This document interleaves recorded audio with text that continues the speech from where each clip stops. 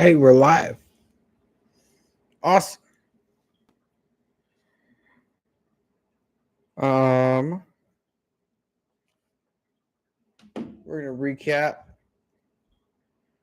week 4 of the NFL. A lot happened. It was a weird week. Thursday night, Seahawks Cardinals. I don't like those Thursday night games. A lot of weird stuff can happen. Coming off of 4 days rest. I guess the Cardinals showed some fight, I guess is what you can put it. The Seahawks were the better team, though. The game came out how it should. Seahawks are 3-1. Cardinals are 2-2. I think one of these teams are going to vie for one of the wild card spots. The Rams are going to win the division, especially with the way that the 49ers look. Doesn't look good with all their injuries that they're having. I'll get into that later. Let's go Vikings Steelers.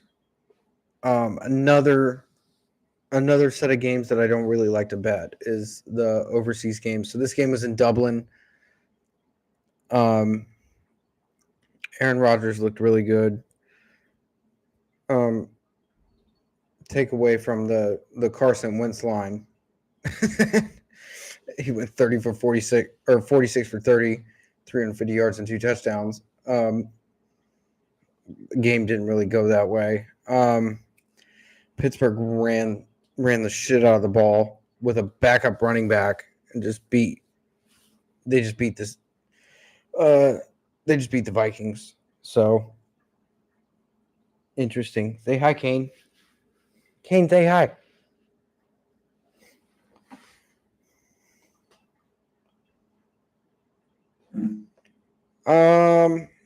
We'll go Commanders Falcons.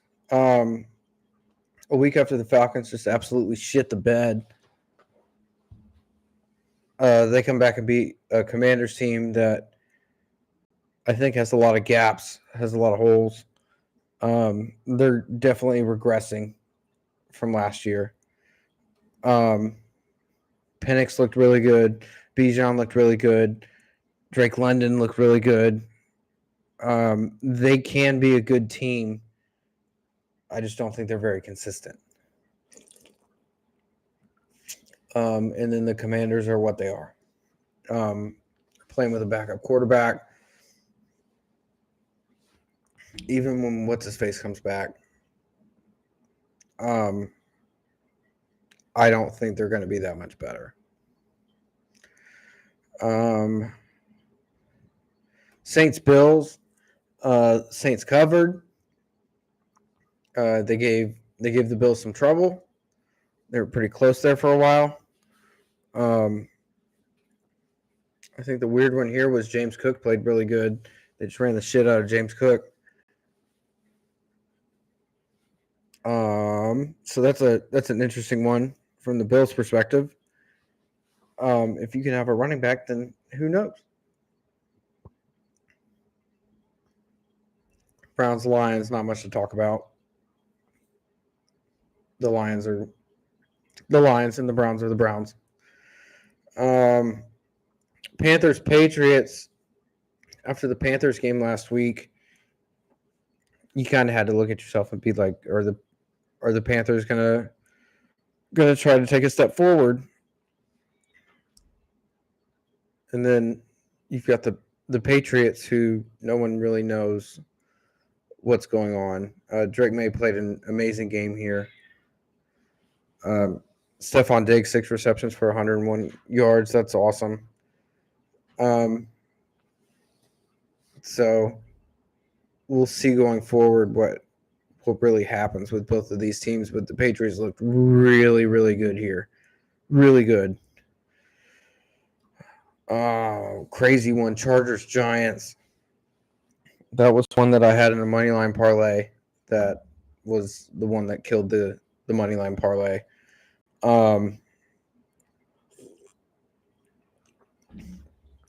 First start for Jackson Dart, and he looked really good. He looked really good. It's hard for rookies to come in, especially off week 4, coming in, taking over for someone like Russell Wilson, who's a Hall of Famer, by the way. He came in and won the game. I think it was more of a loss by the Chargers than a win by the Giants, if that makes sense. But still, Jackson Dart came in and won his first game. So you can't take that away from him. Eagles Bucks was a killer one. That was wild. I got to watch all these games, which I don't normally get to do.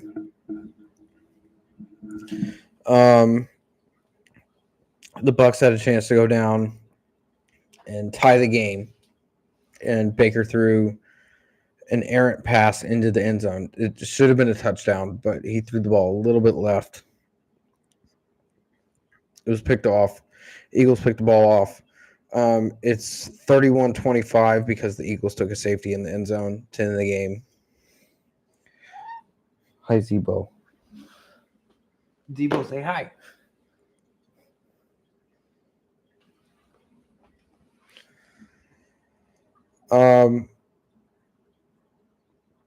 It's really hard to debate the fact that the Eagles are the best team in the NFL right now and have the best chance to win the Super Bowl based off of their resume and the way that they're winning games. They're finding ways to win games, which is the toughest part. They found the way to win the Rams game last week off of special teams. They found the way to win the Bucks game this week off of a couple different off the turnover at the end. It doesn't matter how you win the game. It's just that you win games. They're finding ways to win games. And that is very scary, especially from a team that just came off a Super Bowl. Titans, Texans. Living in Nashville, it's really funny. It's really funny seeing all of the dire straits of all the Titans fans. They got absolutely pummeled. But sitting here looking at the box score, the Texans scored 20 points in the fourth quarter.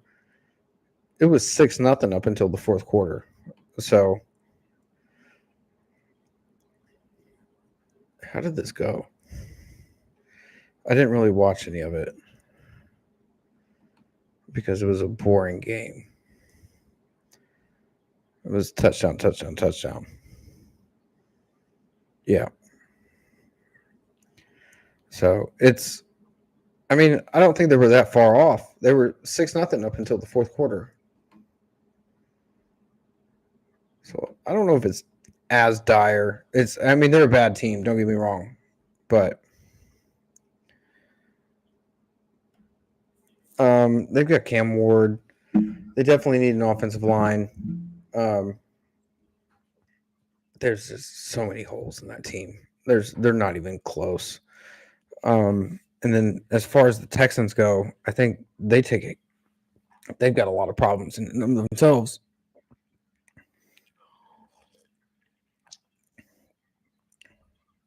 They were 6-0 with a shit Titans team up until the fourth quarter. I think they missed the playoffs at this point. I don't think that they're going to get anywhere near the Jags to win the division. They're 1-3. Speaking of the Jags, you've got Jags-Niners. 26-21, Jags win the game.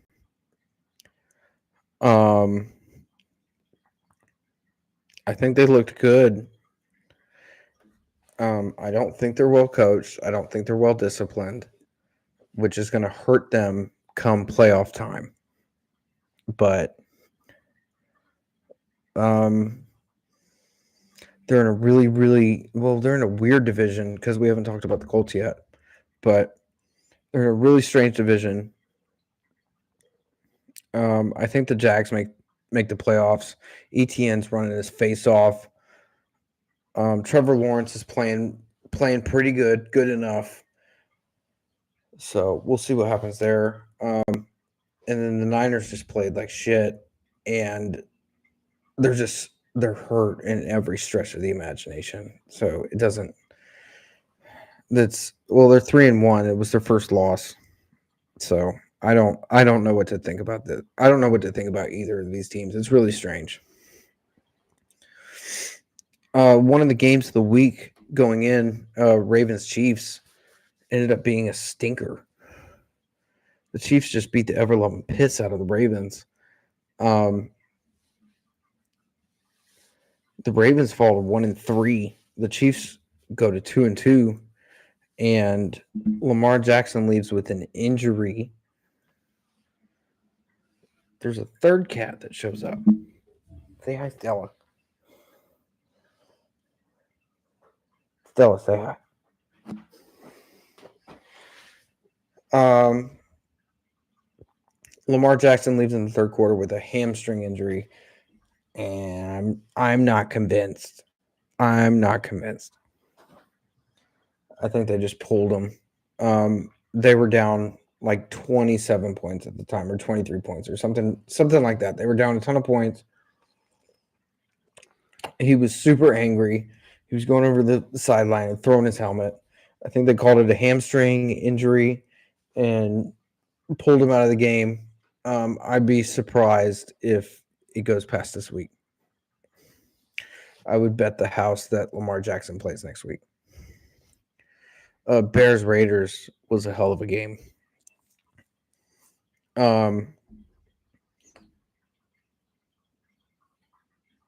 There's not much to say about either of these teams. I don't think either of them are none of them are contenders. Neither the Bears nor the Raiders. I think this was just a game between two bad teams where it ended up being kind of a dogfight. The Raiders missed a kick at the end of the game to lose. Caleb Williams was on the sideline, super butthurt, thinking they were going to lose, and they missed the kick, and he got up and he was super happy. So, not much to talk about there. He's starting to play a little bit better. Gene T looked really good this game, though. 21 carries for 138 yards. He went back to his weird, like, straight up stance instead of being like a normal running back. He just stands straight up in the backfield. Super weird. Rams Colts was a hell of a game. The Colts are a really good football team. They have a really, really good defensive line. I watched pretty much every single minute of this game. They were pressuring Stafford on almost every single play. It was really difficult for him. He was dropping back, getting in his progression, and there was someone in his face every single play.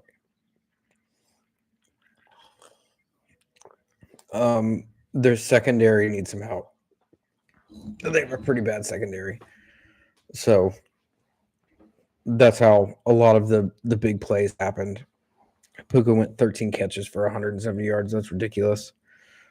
The 88-yard touchdown pass by Stafford on the last Rams drive was a killer.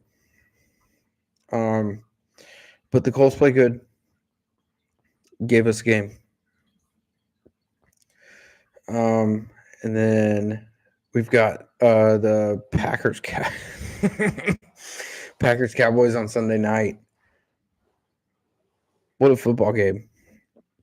You've got Micah Parsons coming back to Dallas for the first time since the trade, which just happened like 5 weeks ago.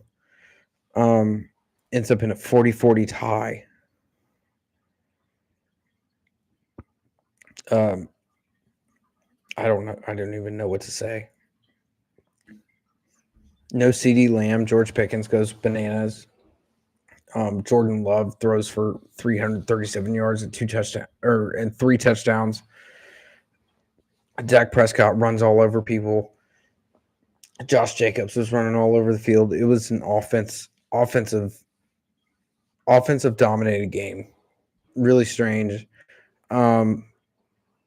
I said that the Packers were probably my Super Bowl favorite about 3 weeks ago.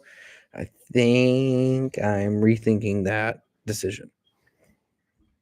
That was probably not a good thing to say. Because this Cowboys team is not great. And they went toe to toe with the Packers. So they went toe to toe with the Packers with no CeeDee Lamb. They scored 40 points without CeeDee Lamb. That's ridiculous. All right, then we've got 2 Monday night games. Both shit games. They're both terrible games. It's Jets Dolphins. Dolphins win the game. They probably should have. The Jets tried to come back and win. They didn't. Dolphins win. Dolphins cover. And then Broncos Bengals. Bengals without Joe Burrow. The Bengals are just bad when they don't have Joe Burrow. So that is what it is. Let's look forward to next week. Let's go week 5. Week 5, we've got Thursday night. San Francisco at the Rams. It's not often you get a good Thursday night game. Rams minus 5.5. That's a big number. The Rams are the better team, obviously. It's at home. I'm not really sure what to think about that line. It's not something that I jump on initially. We'll kind of come back to that. We've got another Europe game. We've got Minnesota, Cleveland. Minnesota is still staying over in the UK. So that gives them a little bit of help against the Cleveland team that's not that good. The Cleveland defense is really good, though. It's Minnesota minus 3.5. I don't bet on those weirdo games. Those weirdo overseas games. Anything can happen. So that's a full stay away from me. We get into the actual real games. We've got Vegas at the Colts. It's the Colts minus 6.5. I really like the Colts here, but 6.5. I felt like that line should be closer, like 4.5. I don't know. I don't like it. I'll come back to that one. We've got the Giants at the Saints.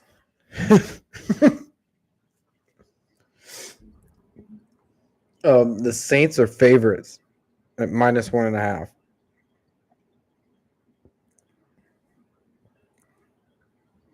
That doesn't make any sense. I didn't think the Saints were going to be favored in any game this year.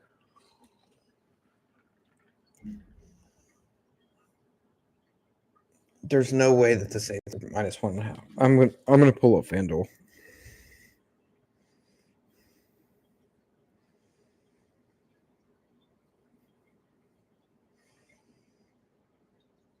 Because if the Saints are still favored, then I'm taking the Giants, and that's going to be my best bet of the week. That doesn't make any sense.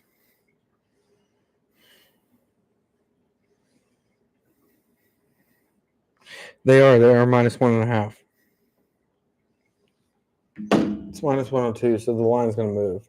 The line's already moving. Yeah, that's ridiculous. Dallas at the Jets. What a shit week in football that we have. Dallas minus 2.5. That's ridiculous. I can't.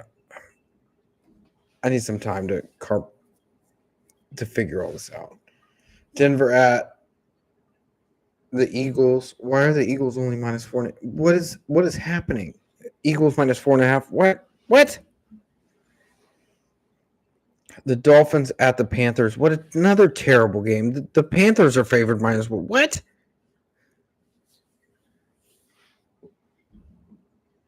Houston at Baltimore. Baltimore -3.5.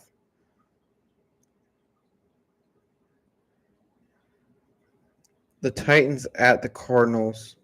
Cardinals -9. This is strange.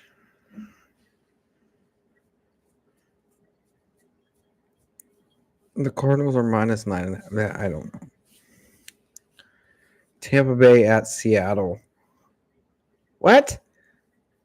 Seattle -3.5.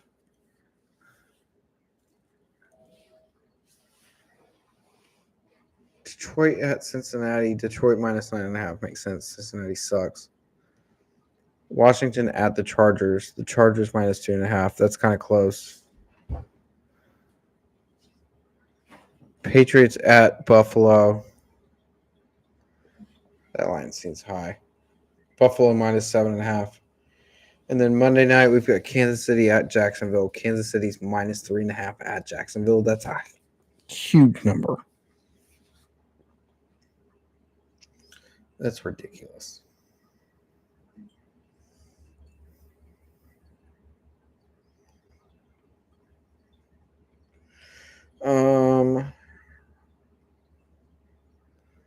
Let's move over to college real quick.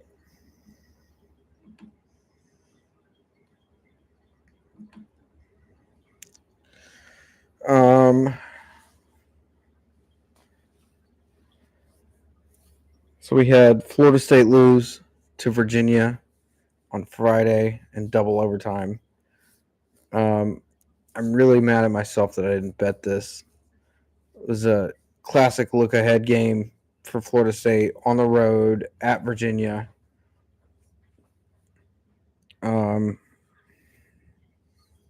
Florida State loses, drops down in the rankings quite a bit. Don't care about TCU, Arizona State. Oregon, Penn State. Oregon finds a way to win in double overtime in the whiteout at Penn State. That's a huge win for Oregon. Also, a really bad loss for Penn State.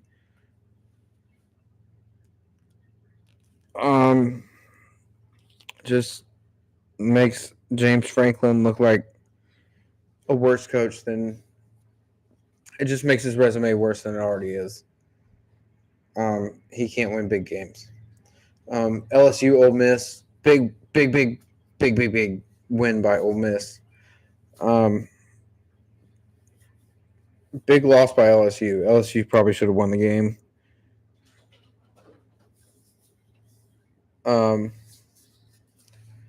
That switches the rankings up a lot. Alabama, Georgia. Alabama goes in and beats Georgia. Georgia's 33-game home win streak is done. That's a huge win by Alabama after their week 1 loss to Florida State. They're getting themselves back up in the mix again. Texas A&M wins at home. They keep everything going. Indiana, big win on the road against Iowa. That's a tough place to go in and win. And they went in and won the game. Hard to argue with that. Tennessee won on the road against Mississippi State. That's a good win for them. Georgia Tech barely hangs on.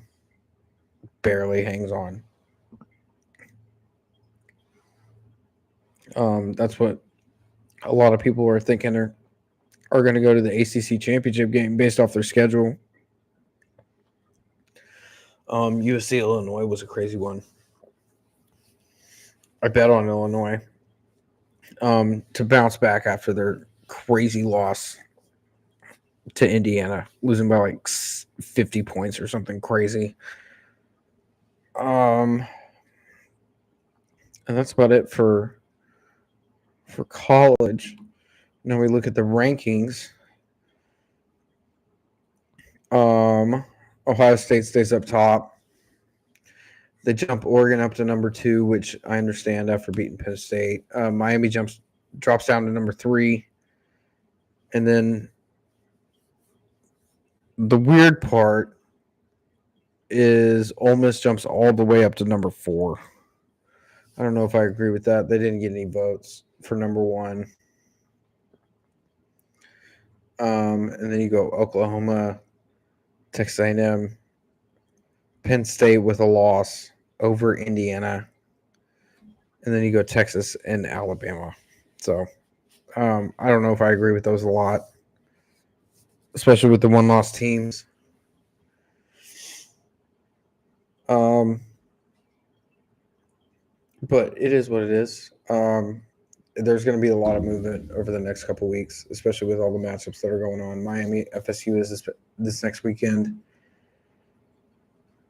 So we'll see what happens. And then the last thing is talking about the Ryder Cup. It was a miserable Ryder Cup to watch for U.S. fans. My stepmom was super happy the entire week. My stepmom's from England, so my stepmom was super happy watching the entire weekend up until Sunday, whenever the Americans were trying to make a comeback. There's a lot of talk about how this tournament could have been different, or how we could have changed things to try to given ourselves a better chance to win. And a lot of the things that I've heard about Europe is they just have continuity. And I think that goes a long way in team sports. And golf isn't normally a team sport.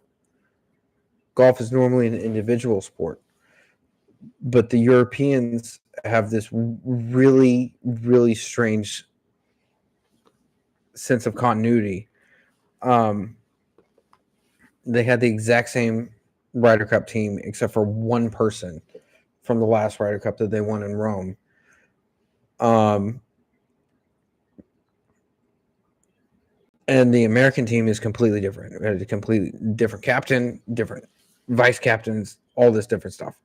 The Europeans are the same through and through. And they're so much better at the team aspect than we are. And I don't know how to fix that. I don't know how you try to fix the team aspect of the 4 balls, the alternate shots, all that different type of stuff. And I don't think we set the course up right for the golfers that we had. So I don't know if you can put blame on one specific person. I don't think he can put the right people out there, but it's not his fault that we lost. It was a weird tournament. I don't think our main guy showed up. Scotty going 0-4 in the first 4 matches is kind of crazy. Absolutely crazy. The number 1 golfer in the world going 0-4 in the first 4 matches. I think our guys showed a lot of fight on Sunday.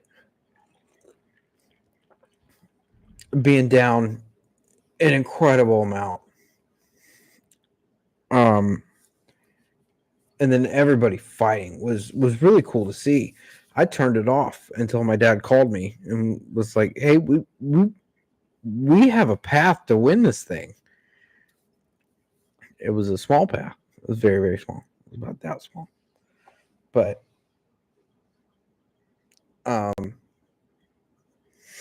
they showed a ton of fight on Sunday in singles, and people started making putts.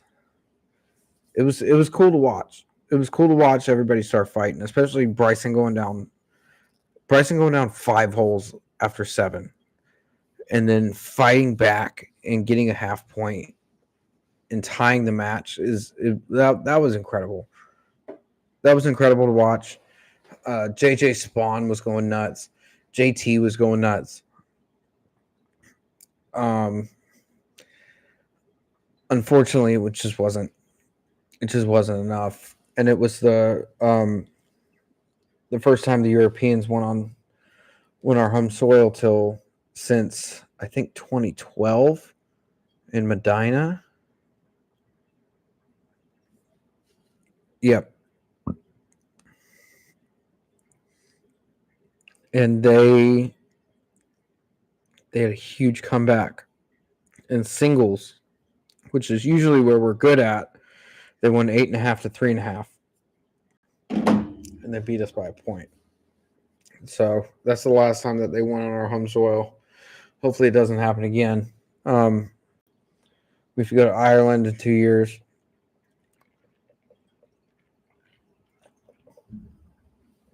So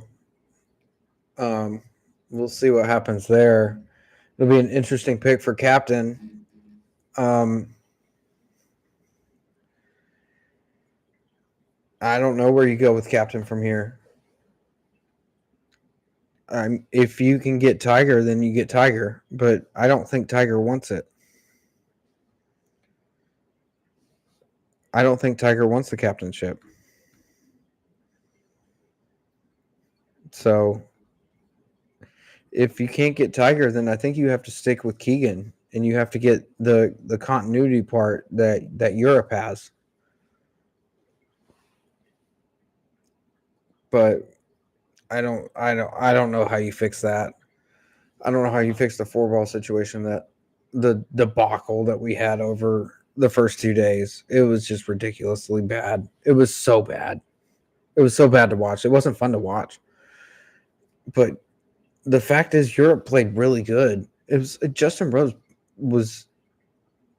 If he was playing by himself, he would have been on 59 watch. Like, how do you beat that? And then you're playing against the number one player in the world, and you're playing that well. It's hard to beat. So, all right. That's about all I got. That's the end of the Gambling Angle stream. Bye, y'all.